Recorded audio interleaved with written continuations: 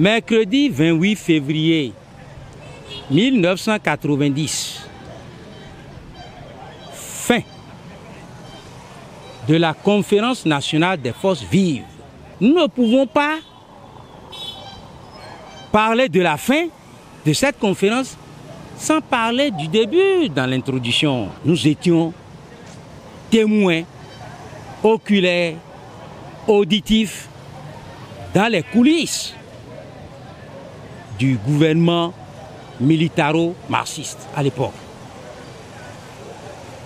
La révolution, n'ayant pas plu à l'impérialisme français, a tout fait pour bloquer économiquement le régime de Papa Kérékou. Alors, il y avait eu la banqueroute. Et la banqueroute a entraîné la cessation des salaires, où il y avait 3 mois d'arriérés non payés. Fino Romain Guézo, paix à son âme, président de l'Assemblée nationale révolutionnaire à l'époque, syndicaliste Bonté, était allé dire que les travailleurs n'ont qu'à sacrifier les 3 mois de salaire. Ce qui a provoqué des tollés générales, entraînant des grèves perlées jusqu'au blanchissement de l'année scolaire 88-89. Il y a eu beaucoup d'eau qui a coulé sous le pont. La conférence nationale n'est pas née sans la conférence de Versailles, des exilés politiques d'alors, et de connivence avec l'intérieur. Robert Dossou a proposé qu'il y ait conférence nationale. Mais l'objectif, c'était restaurer la paix en faisant quoi?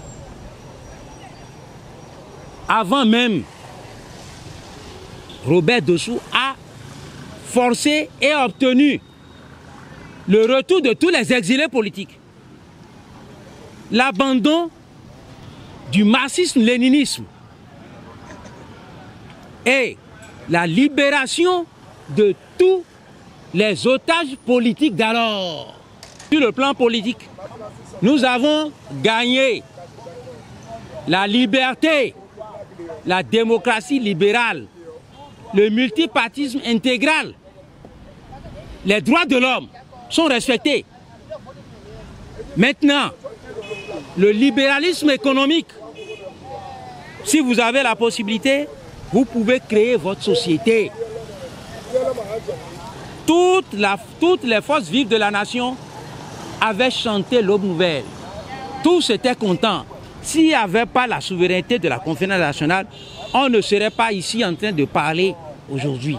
Hommage à certaines personnalités qui ont participé à cette conférence.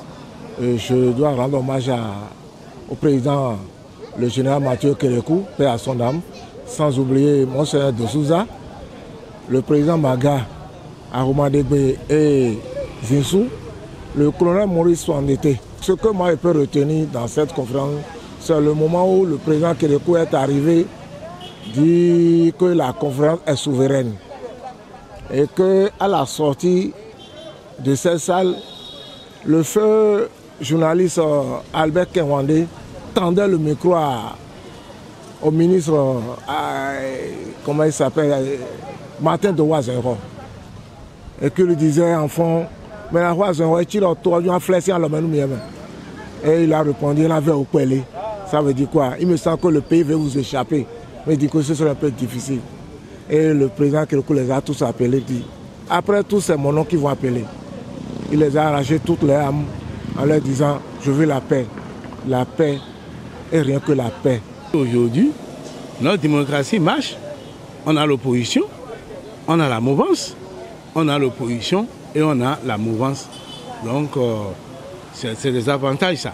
Ces avantages déjà sont bons pour nous Et sur le plan social, je crois que tous les présidents qui sont venus au pouvoir essaient en leur manière de faire leur social.